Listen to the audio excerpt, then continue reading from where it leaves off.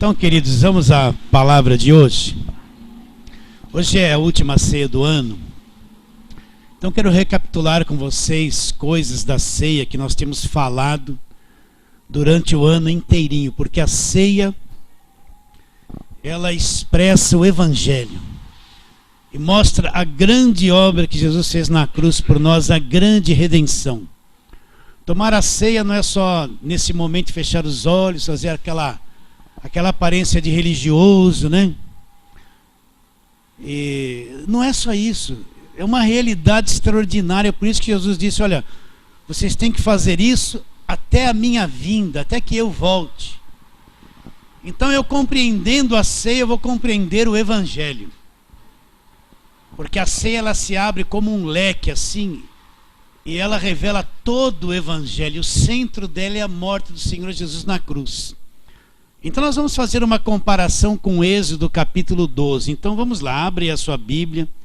Êxodo capítulo 12, isso aqui é a instituição da Páscoa. E nós vamos ler aqui alguns versículos, fazer oração e trabalhar nesse assunto. Então, Êxodo 12. Vou ler versículo 1, depois eu vou citando os versículos que vamos ler. Disse o Senhor a Moisés e a Arão na terra do Egito: este mês vos será o principal dos meses, será o primeiro mês do ano. Falai a toda a congregação de Israel, dizendo: aos 10 deste mês, cada um tomará para si um cordeiro segundo a casa dos pais, um cordeiro para cada família. Versículo 5. Preste atenção: o cordeiro será sem defeito, macho, de 1 ano. Podereis tomar um cordeiro ou um cabrito. 7. Tomarão do sangue e o porão em ambas as ombreiras e na verga da porta, nas casas que o comerem. Naquela noite comerão a carne assada no fogo com pães asmos e ervas amargas. 11. Desta maneira o comereis: lombos cingidos, sandálias nos pés, cajado na mão. Comê-lo-eis à pressa, é a Páscoa do Senhor. 13. O sangue vos será por sinal na casa em que estiverdes. Quando eu vir o sangue, passarei por vós, e não haverá entre vós praga destruidora quando eu ferir a terra do Egito. 26. Quando os vossos filhos os perguntarem: que rito é esse? Respondereis: é o sacrifício da Páscoa ao Senhor, que passou por cima das casas dos filhos de Israel do Egito, quando feriu os egípcios e livrou as nossas casas. E o povo se inclinou e o adorou. Versículo 40. O tempo que os filhos de Israel habitaram no Egito foi 430 anos. Versículo 46. O cordeiro é de ser comido numa só casa, da sua carne não levareis fora da casa, nem lhe quebrareis osso nenhum. Vamos orar. Senhor, estamos diante da verdade da tua palavra, Senhor. Nós dependemos muito do teu Espírito. Eu dependo do teu Espírito para poder ilustrar, comparar, pensar, falar. Olha como eu dependo do teu Espírito. Eu não confio na carne nem na sabedoria humana. E os irmãos que aqui estão, e eu também, precisamos de revelação da tua palavra. Que os nossos olhos espirituais sejam iluminados, que venhamos ter lá dentro de nós sabedoria e revelação de ti, Senhor. Assim, nessa confiança, nessa dependência, nós oramos pela fé em nome de Jesus. Amém. Então, eu já li muito esse texto para vocês, que é a instituição da Páscoa. O povo de Israel estava escravizado há 430 anos. O que significa o Egito? O Egito significa escravidão. Faraó é um tipo do diabo que escraviza o povo e mantém o povo debaixo de cativeiro. E chegou o tempo que Deus levanta Moisés e vai libertar esse povo da escravidão. Ele já tinha mandado 9 pragas e era a 10ª praga. O que consistia a 10ª praga? A morte de todos os primogênitos, tanto do filho do faraó até dos animais. Deus passaria pelo Egito e em toda a casa haveria uma morte. Então Deus dá uma orientação para Moisés. Moisés, você tem que pegar um cordeiro, pegar esse sangue, ungir os umbrais e a verga da porta. Vocês vão comer esse cordeiro dentro da casa, não vão quebrar nenhum osso nesse cordeiro. Vocês vão comê-lo com ervas amargas e pães asmos, vestidos com roupa de viagem, à pressa, porque essa é a Páscoa do Senhor. E ele fala, olha, a casa que tiver a marca do sangue, não haverá praga destruidora, nada vai acontecer a essa casa. E eles praticaram isso, e chegou naquela noite, houve morte em toda a terra do Egito. Mas na casa que tinha a marca do sangue, repare bem, não era que dentro da casa tinha muita pessoa santa, não era que dentro da casa eram todos bonzinhos, não eram isso. O que impediria da praga entrar na casa era a marca do sangue. O sangue era a cobertura, era o sinal de que naquela casa nada entraria, nada seria tocado. E qual foi o resultado? O resultado foi que isso aconteceu e Deus libertou, tirou aquele povo de escravidão de 430 anos. Então naquela noite Faraó falou, olha, vocês peguem tudo que vocês têm e vão embora. E eles foram. Mas quando eles estavam bem longe, Faraó se arrependeu, pegou todo o seu exército e foram lá para aprisioná-los novamente. O que Deus fez? Deus fez uma labareda de fogo que ficava entre o exército de Faraó e o povo. E um não conseguia chegar perto do outro. E quando amanheceu, o que aconteceu? Você já sabe. Deus repartiu o mar e o povo passou em seco no meio do mar. A Bíblia diz que ficou qual 2 muros de cada lado. E o povo atravessou o mar seco, a terra seca. E quando eles passaram, o exército de Faraó tentou persegui-los. Faraó mandou com que eles perseguissem, entraram naquele mesmo lugar. E qual foi o resultado? O resultado foi que o mar se fechou e todo o exército de Faraó foi destruído, aniquilado. Então Deus libertou com grande poder aquele povo. Agora nós encontramos esse mesmo quadro no Novo Testamento. Jesus aparece como grande libertador e vai cumprir essa libertação definitivamente. Isso aqui foi uma libertação física, terrena. Pois eles depois disso tornaram a ser escravos de novo. Mas a libertação de Jesus é espiritual, uma libertação eterna, uma redenção eterna. É isso que eu quero que você entenda. Isso aqui é um ato esplêndido da Páscoa. Mas o que Jesus fez na cruz é eterno, é muito superior a tudo isso que Moisés fez. Então ainda nós encontramos pessoas que praticam isso, mandam, olha, leva esse frasquinho de suco de uva que parece o sangue de Jesus, passa nos umbrais da sua porta para o mal não entrar. Quantas pregações eu já ouvi isso? Levando as pessoas a ungir janela, porta, para proteger, coisa que não tem nada a ver. Sendo que Jesus na cruz já nos libertou definitivamente. Então vamos pegar esse texto e compará-lo com o Novo Testamento. Sobre aquilo que Jesus Cristo fez. Então, o que Deus orientou Moisés a falar com o povo? Olha, vocês peguem um cordeiro, olha o versículo 5. Um cordeiro, olha lá, sem defeito, macho de 1 ano. Podereis tomar um cordeiro ou um cabrito. Versículo 7. Tomarão sangue e porão em ambas as ombreiras e na verga da porta. Para aí. Então vamos procurar esse cordeiro agora no Novo Testamento. Porque tudo isso aqui é uma figura do que Deus faria no futuro. O verdadeiro cordeiro, a verdadeira redenção acontece com a vinda de Jesus Cristo. Então ele é o verdadeiro cordeiro. Esse cordeiro que foi morto deu cobertura nesta época, mas nunca libertou esse povo espiritualmente. Mas Jesus vem libertar-nos espiritualmente e verdadeiramente. Então vamos encontrar o cordeiro agora no Novo Testamento. Vamos lá, João capítulo 1. Então, João capítulo 1.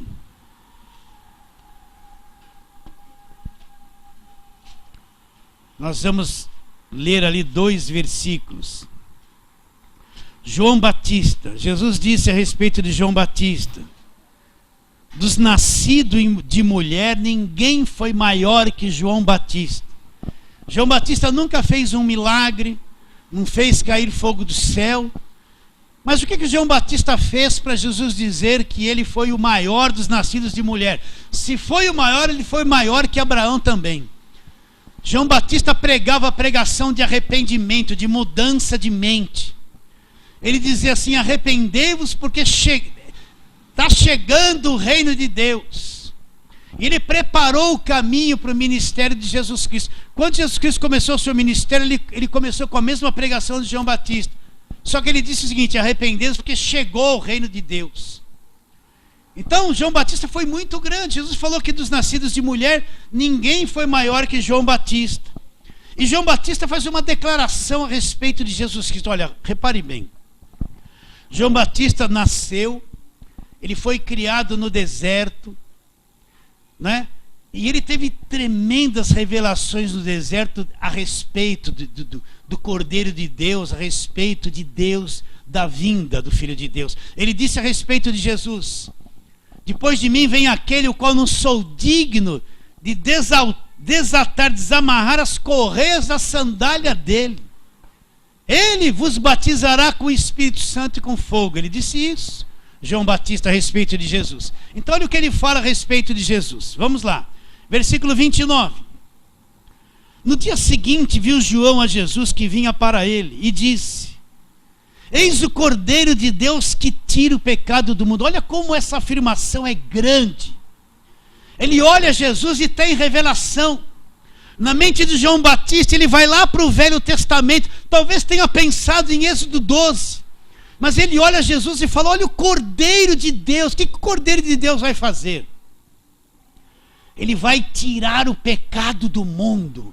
Então o que é o pecado? Você já é mestre nisso aqui. Você pode me explicar, mas eu vou falar. O que é o pecado? A pessoa pensa que pecado, olha, eu falei um palavrão. Sim, é pecado. Eu errei alguma coisa, eu perdi a paciência. Mas pecado é muito mais. Isso é o resultado do pecado. Pecado é um sistema de corrupção que entrou no planeta Terra, na raça humana, que estragou toda a raça humana, corrompeu a mente do homem e o coração do homem.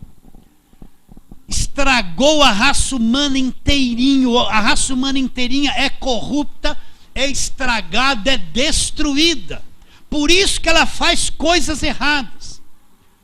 A natureza humana, a raça humana inteira passou a ter uma natureza maligna, que Paulo fala, programada para fazer coisas contrárias à vontade de Deus.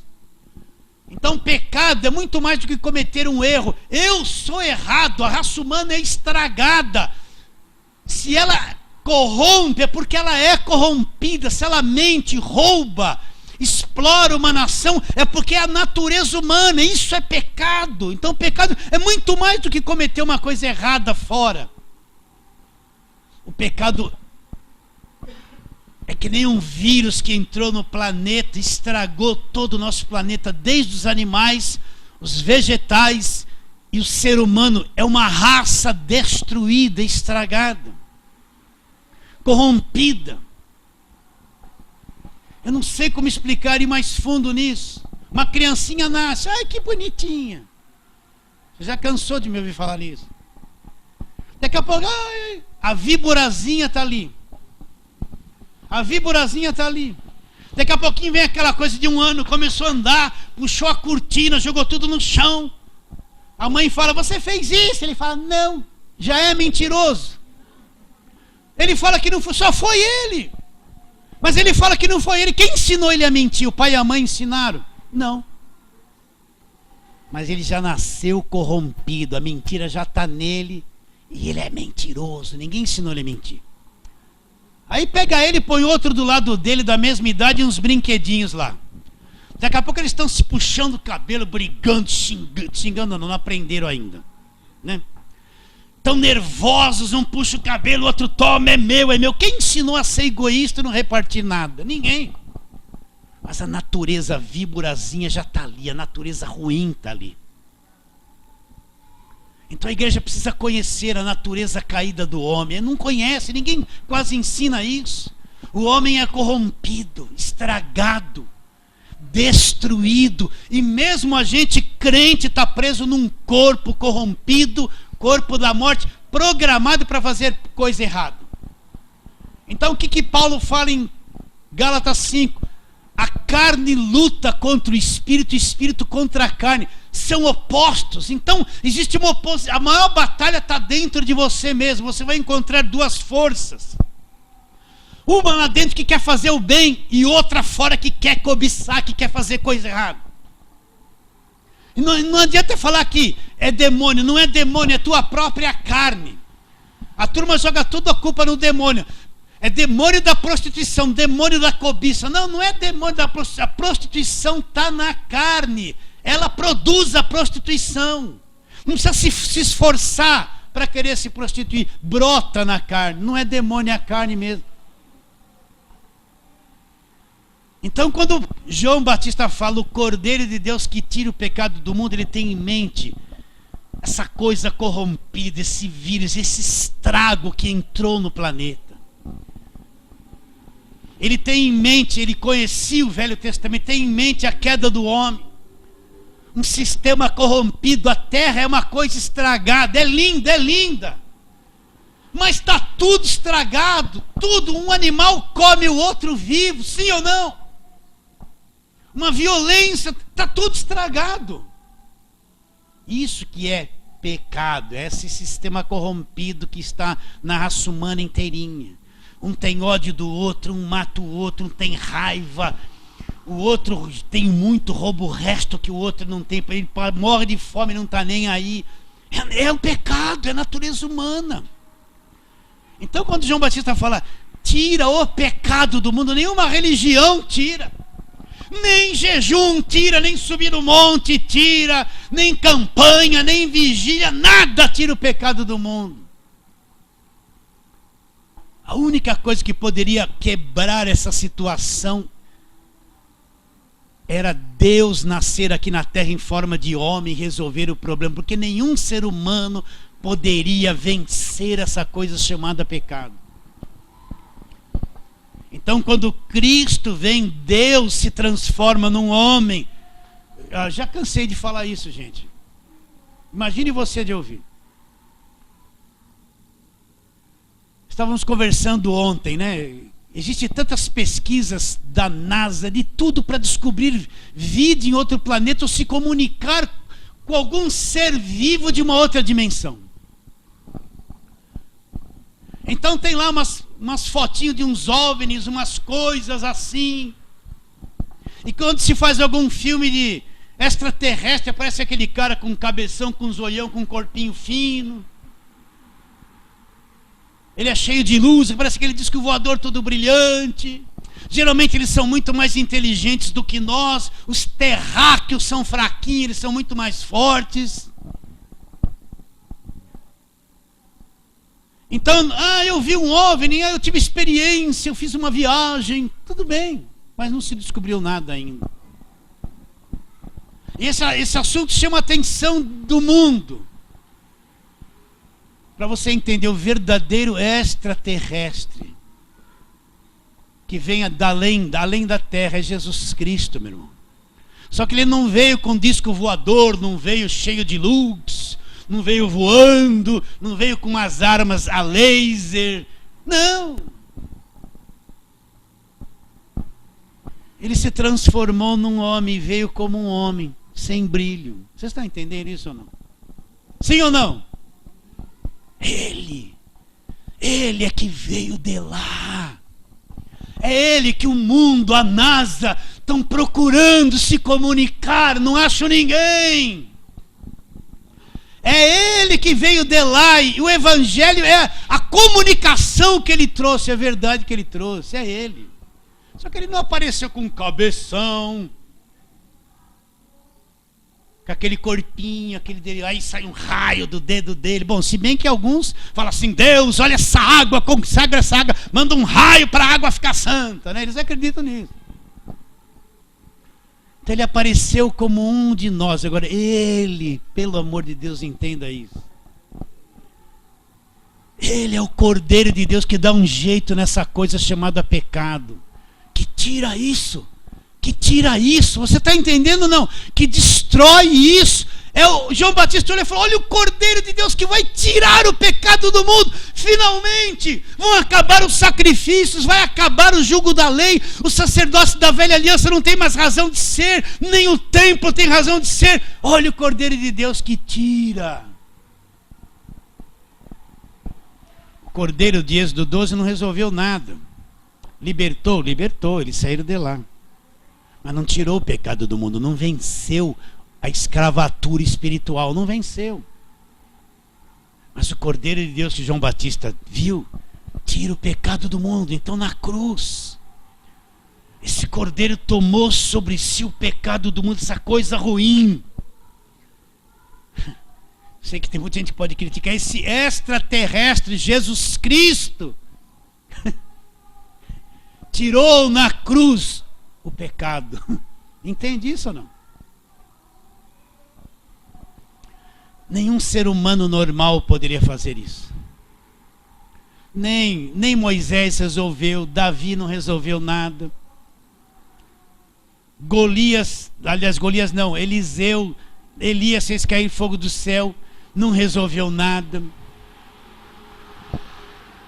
Nem José, que prosperou, não resolveu nada. Não tinha um ser humano normal que pudesse resolver. Agora ele veio, Deus, homem, Deus em forma de homem. E ele na cruz tirou o pecado do mundo, esse mal, essa coisa foi destruída ali. Você acredita nisso?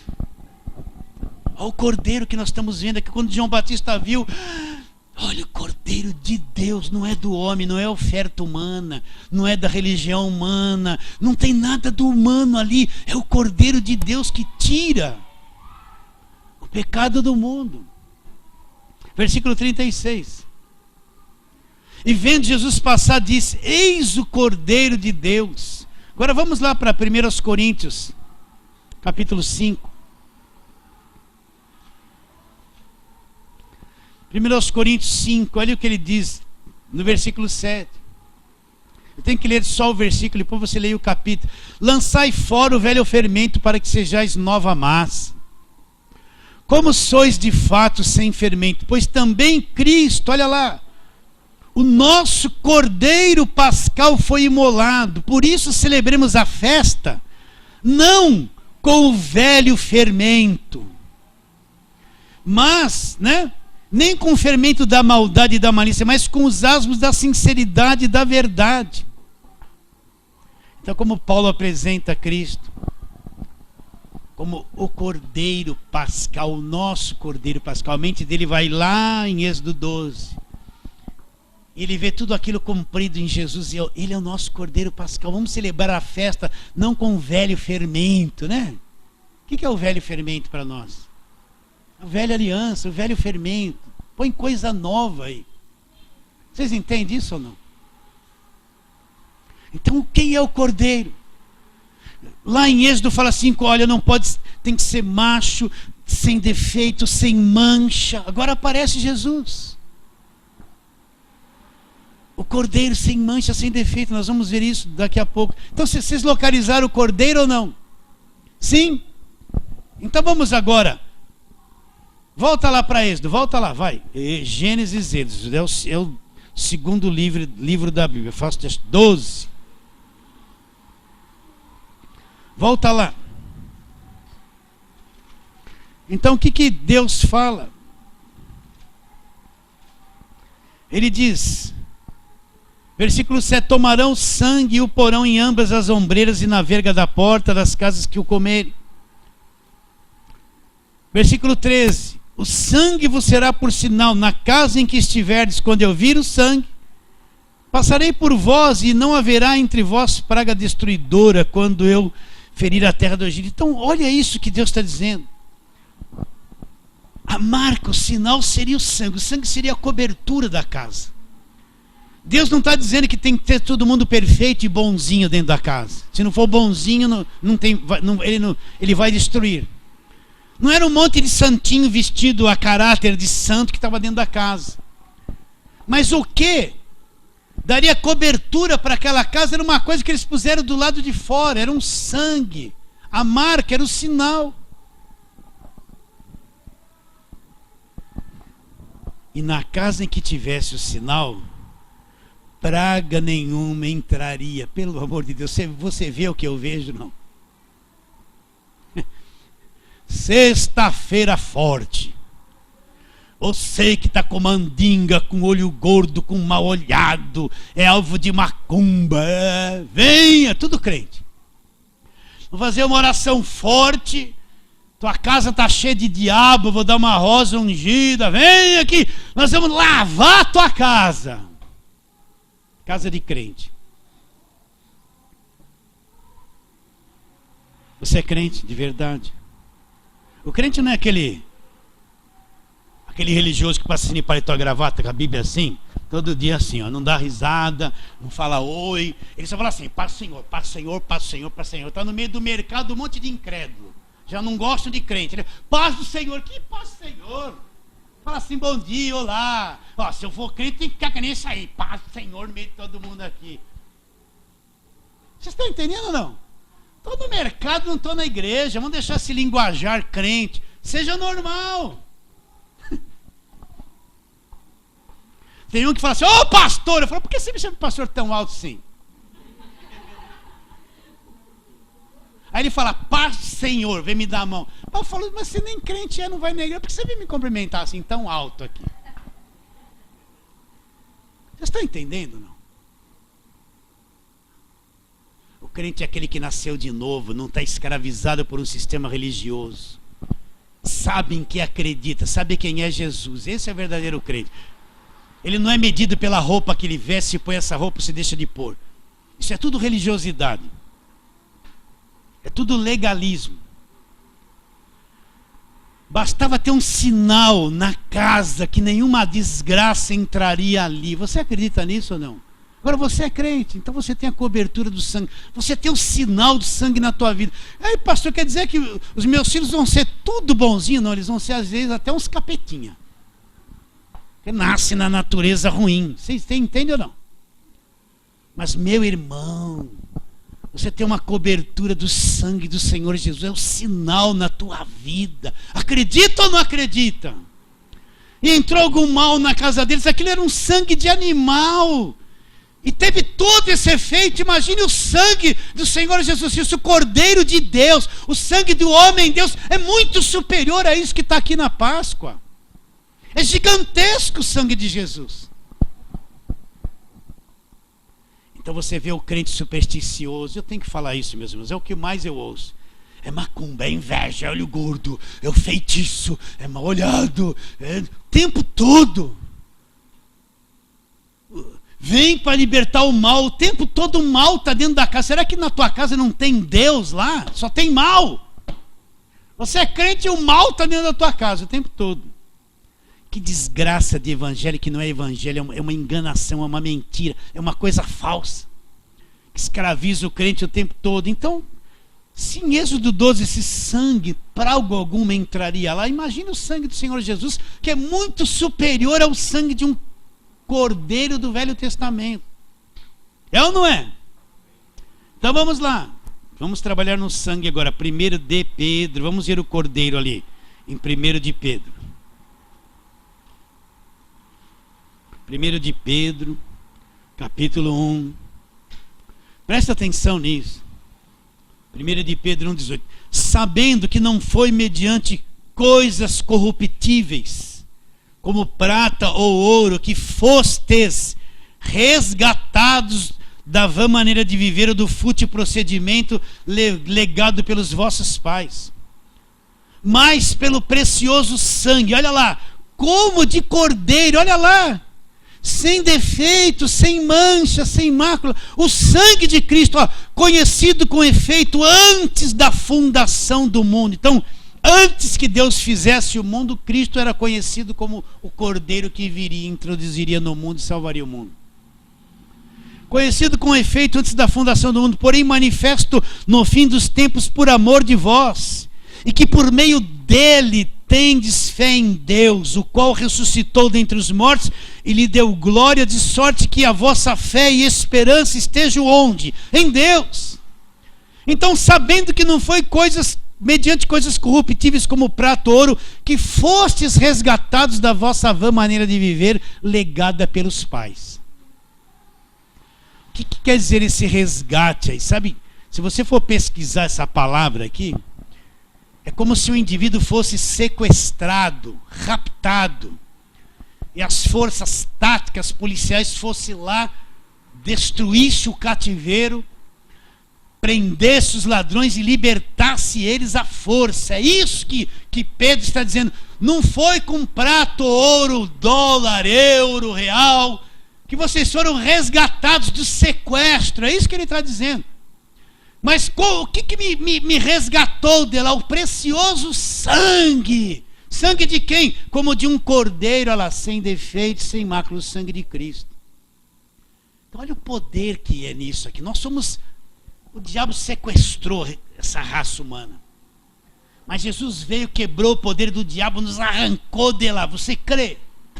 Nos arrancou do cativeiro através do seu sangue. Olha como isso é poderoso, gente. Quando eu comecei qualquer coisa, o sangue de Jesus tem poder, o sangue. A gente via assim, o sangue. Lava essa praça com teu sangue. Aquele que dirigia a gente lá, mandava lavar a praça com sangue para a praça ficar pura. Não tem nada a ver uma coisa com outra. Nunca soubemos o que o sangue de Jesus tinha poder para quê? O diabo ficar com medo de fugir, né? Não, poder para me resgatar da maneira de viver, meus irmãos. Legada pelos pais. Quais são esses pais aqui? Esse Adão e Eva, que estragaram a raça humana inteirinha. Nós somos resgatados da maldição que veio através deles. Você acredita ou não? Está vendo o poder do sangue de Jesus? Então, sobre a minha vida, sobre a tua vida, olha, presta atenção. Lá em Êxodo, quando eles vissem a marca do sangue, não haveria praga que entraria naquela casa. Então, sobre a sua vida e a nossa vida, que somos igreja, nós temos a cobertura do sangue. Eu não vejo isso fisicamente, nem você, mas espiritualmente isso é visto. Então, quando o diabo olha para nós, ele fica atormentado. Por quê? Oh, pastor, cuidado, pastor. Não fala essas coisas, senão o diabo vai retalhar. Cuidado com a seta. Isso é conversa de quem não acredita no poder de Deus. Seta. Que tanta seta é essa?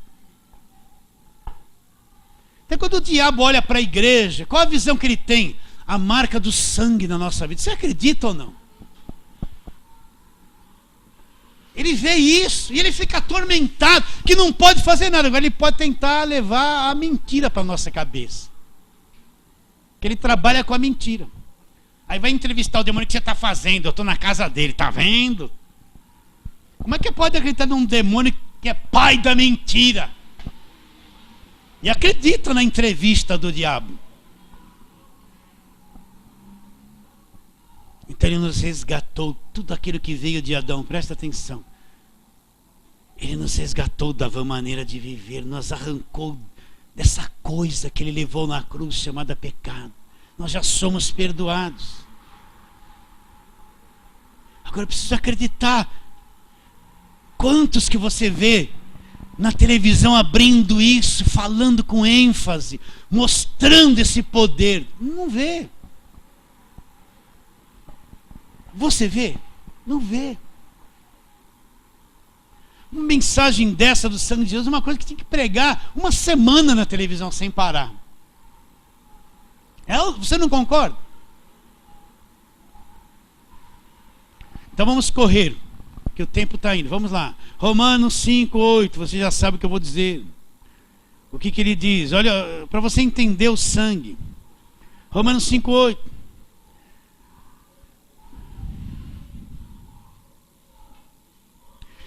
Diz assim: mas Deus prova o seu próprio amor para conosco, pelo fato de ter Cristo morrido por nós, sendo nós ainda pecadores. Logo, muito mais agora, sendo justificados pelo seu sangue, seremos por ele salvos da ira. O que é ser justificado? Na cruz, Jesus levou toda a minha culpa, a minha dívida, pagou o que eu devia, eu recebi o benefício, limpou meu nome na praça.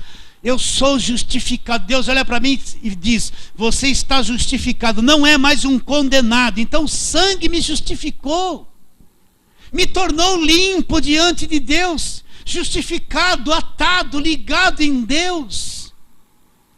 Não foram as minhas obras, mas foi o sangue que fez isso para mim, justificou. Efésios 1:7, você já sabe, no qual, não vou ler, só vou ler o 7. Ele diz, Efésios 1:7, no qual em Cristo temos a redenção pelo seu sangue. E os pecados, pastor, a remissão de todos os pecados, segundo a riqueza da sua graça. Então, todos os meus pecados houve a remissão. Deus limpou, apagou, cancelou. Quando é que a gente vai acreditar nisso? O sangue dele limpou a minha vida para sempre, gente. E quando eu erro, mesmo não querendo, esse sangue me cobre, eu sou justificado. Não invalida a palavra de Deus o meu erro. Nós temos a redenção. Efésios, Filipenses, Colossenses. Vai lá, Colossenses 1:20.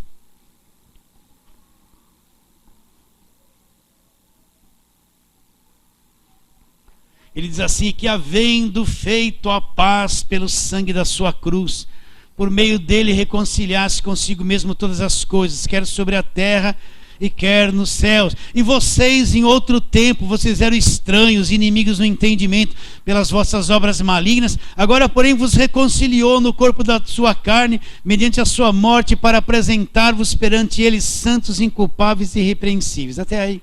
O que ele fez? Fez a paz pelo sangue da cruz. Então quando Jesus derrama o sangue dele, ele remove toda a parede da separação, todos os obstáculos entre nós e Deus. E Deus nos reconcilia com ele. Então ele fez, você está em paz com Deus, acabou a guerra. Acabou a guerra. Quando Jesus remove tudo isso, se levanta uma enorme bandeira branca entre Deus e os homens da terra que acreditam em Jesus Cristo. Então ele fez a paz. Esse sangue teve o poder de remover a inimizade, remover os Golias, as Jericós, as paredes, abrir as portas, resolveu tudo. E fez a paz. Agora Deus está em paz comigo e nós estamos em paz com Deus. Não foram as minhas obras, não foi o quanto eu jejuei, não foi o quanto eu ofertei, não foi o quanto eu subi no monte, o quanto eu fiquei de joelho, não foi a minha igreja que fez isso por mim, foi o sangue de Jesus. Quando você não tem paz com uma pessoa, existe um atrito constante. Um atrito constante, um mal-estar em relacionamento constante. Quem não entende isso, quando ele vai orar para Deus, fala Deus e Deus, ele se sente culpado, ele fala assim, olha, eu não jejuei como devia. Na minha igreja eu não fui nos cultos de segunda, terça, quarta, quinta, sexta, sábado e domingo 3 eu faltei, estou devendo alguma coisa. Eu não pus aquele dinheiro no envelope porque eu não fiz a campanha, eu não cumpri o voto, eu não fiz o propósito. Então ele vai orar, está cheio de culpa, ele não sabe que está em paz com Deus, que isso é coisa do homem. Então quando ele vai orar tem um atrito, ele não tem paz, está em conflito. Ele ora, nem acredita na oração dele, porque ele acha que está devendo alguma coisa para Deus o tempo todo. Mas ele fez a paz pelo sangue da cruz. Então Deus está em paz comigo. Ele conhece que eu sou defeituoso, erro todo dia, mas isso não anula a paz que o sangue na cruz conquistou para mim. Você está entendendo? Ele não exige perfeição minha, porque ele sabe que na terra eu nunca serei perfeito nesse corpo. Não tem como. Nunca vou ser santo como deveria. Não consigo, ninguém consegue. Foi por isso que Jesus Cristo veio e foi o único e verdadeiro santo, como a Bíblia quer que seja. Fez a paz pelo sangue da cruz. Você já sabe, Atos 20, 28, olha lá. Não precisa nem abrir. Mas veja aí, né? Atos 20, 28.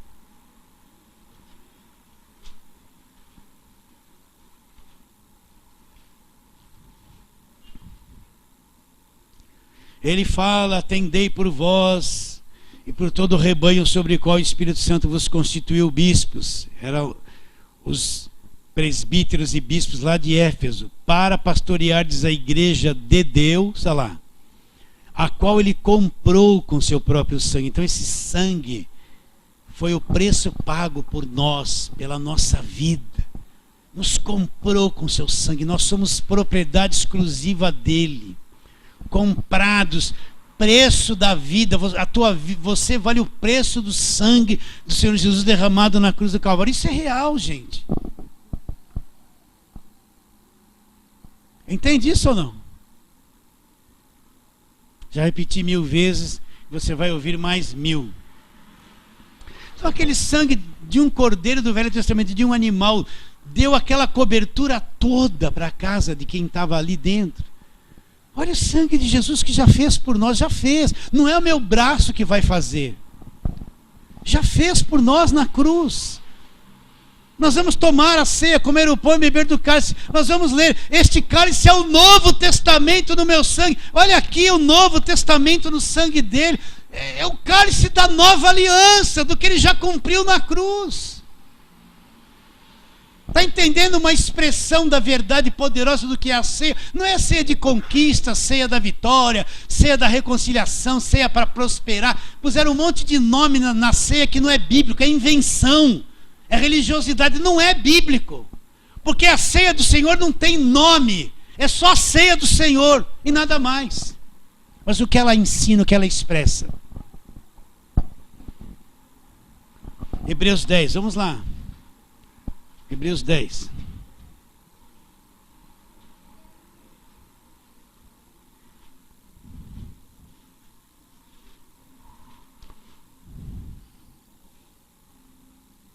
Então, isso aqui, quando eu entendi isso pela primeira vez, meu coração mudou. Versículo 19, o que eu falei? Não falei versículo, né? Hebreus 10, 19 a 20 e 22. Olha lá. Hebreus 10, 19. Tendo, pois, irmãos, intrepidez para entrar nos santos dos santos, olha lá, pelo sangue de Jesus, pelo novo e vivo caminho que ele nos consagrou pelo véu, isto é, pela sua carne. E tendo grandes sacerdotes sobre a casa de Deus, aproximemo-nos com sincero coração, em plena certeza de fé, tendo o coração purificado da má consciência e lavado o corpo com água pura. Guardemos firme a confissão da esperança sem vacilar, porque quem fez a promessa é fiel. Consideremos-nos também uns aos outros, nos estimularmos ao amor e às boas obras, e não deixamos de congregar, como é costume de alguns. Antes façamos admoestações, tanto vedes que o dia se aproxima. Então o que o sangue de Jesus Cristo fez? Ele abriu um novo e vivo caminho. Quando o sumo sacerdote entrava uma vez por ano naquela parte do tabernáculo ou templo, uma vez por ano ele entrava com sangue de animais, aspergia sobre tudo que estava ali. E Deus estava ali, naquele lugar chamado Santos dos Santos. Só ele entrava uma vez por ano. Se entrasse outro desavisado, morreria ali na hora. Não era permitido. Então eles não tinham acesso direto a Deus. Então ele fala: agora com o sangue de Jesus, eu não preciso mais de... Meu irmão, você não precisa de mim para chegar a Deus. A pessoa quer uma bênção, eu vou procurar a irmãzinha que revela. Você não precisa dela. Como é que vai crescer? Não tem mais intermediários, acabou. Você não precisa do apóstolo, do profeta, do ralamantura, do ralabacaia. Você não precisa de nada disso. Quando é que vai crescer e enxergar? O apóstolo é a cobertura espiritual da igreja. Coitado, um homem pecador. Cobertura de quê, meu Deus? Não pode nem cobrir a cabeça dele, porque Cristo é o cabeça. Você entende e acredita no que eu estou te dizendo ou não? Então, Agora o sangue, todos nós é permitido entrar direto no Santo dos Santos, na presença de Deus, sem medo de nada, sem culpa, direto. Então não tem mais lugares especiais onde só lá Deus fala. Você entra na presença de Deus na tua casa, no banheiro, no carro, no mercado, no caixa do banco, qualquer lugar você tem acesso a Deus. Pelo sangue de Jesus, um novo e vivo caminho que Ele abriu. Cristo abriu um novo e vivo caminho.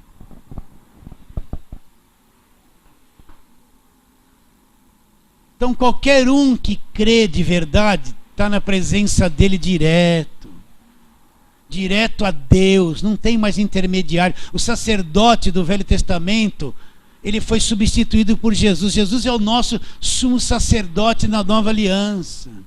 Acabou o ministério levítico do Velho Testamento, porque não tem mais templo, nem tabernáculo, nem sacrifício. Jesus já fez o último sacrifício na cruz, acabaram-se. Ele é o nosso sumo sacerdote, o nosso advogado. Ele é tudo agora, eu tenho acesso direto a Ele, abriu-se o caminho diante de mim. Então não preciso ir atrás de alguém para Deus falar. Pedir para alguém orar por mim. Se você é crente novinho, pode pedir para Deus orar. Eu vou tolerar ainda, vou suportar isso. Você não entende ainda. Não preciso ir lá para a irmãzinha. Vamos ver se ela vai ver meu futuro. Aí vai lá aquela irmãzinha que nem lavou a louça da janta de ontem. E já está chegando a outra janta. Ela está lá com aquele bafo de cebola. Aí ela, meu cérebro, uma grande porta, porque está derramando na tua cabeça. E tá, ai, Deus está falando. E não crê na Bíblia. E é que aquele bafo de cebola na sua cara, você suporta, capaz de falar, opa, que unção. Unção do bafo. Aí vai ser arrebatado mesmo. Vai cair pelo poder da cebola.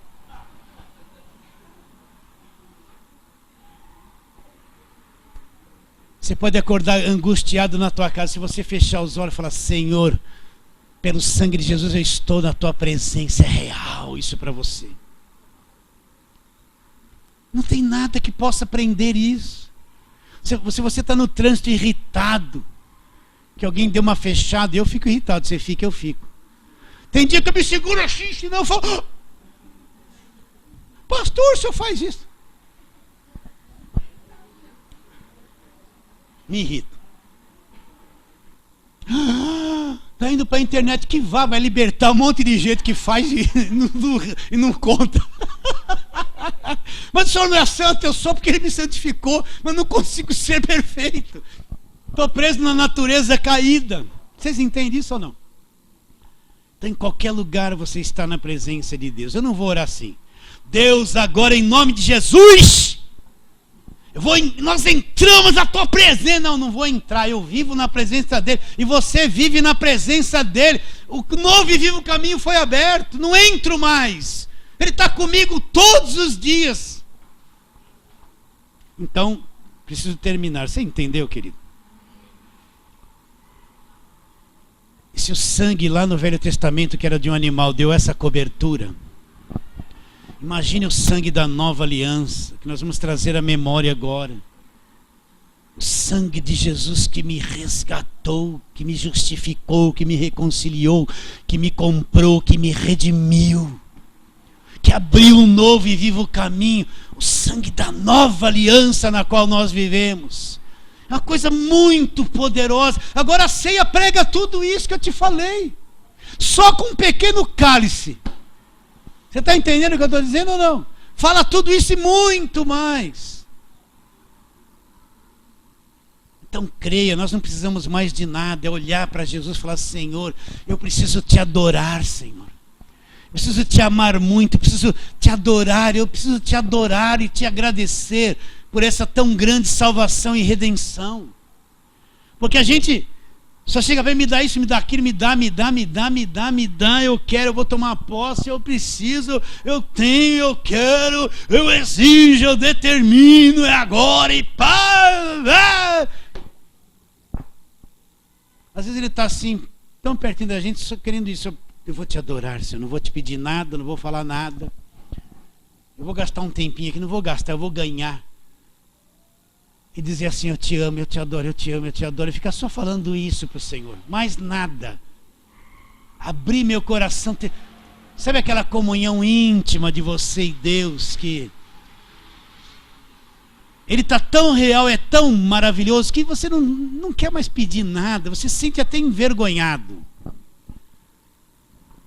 da presença, da glória, da coisa tão linda que Ele é. Entende isso ou não?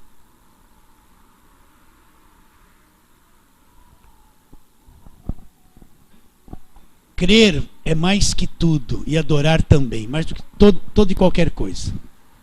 Que adianta fazer 1001 coisa e não acreditar? Faço porque tem que fazer, porque a igreja exige que eu faça. Não acredito em nada. Estou fazendo porque estou num ritual, tem que fazer, é uma guerra e tal, mas no fim, por que eu estou fazendo tudo isso? Nem eu sei. Que alguém falou que eu tenho que fazer, que tem que ser assim. Às vezes eu não estou nem acreditando que estou fazendo porque todo mundo está fazendo. Se eu não fizer, vão olhar para mim, como eu estou na igreja, eu tenho que ir no mesmo ritmo. Você entende isso ou não? Quantos estão escravizados nisso? Então o sangue está sobre a nossa vida. Agora nós vamos pegar, tomar do cálice, comer do pão, vamos trazer à memória o quê? Justamente isso, Senhor. Eles foram libertos lá de um cativeiro físico.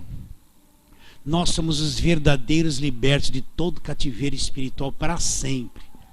Fala assim, amém.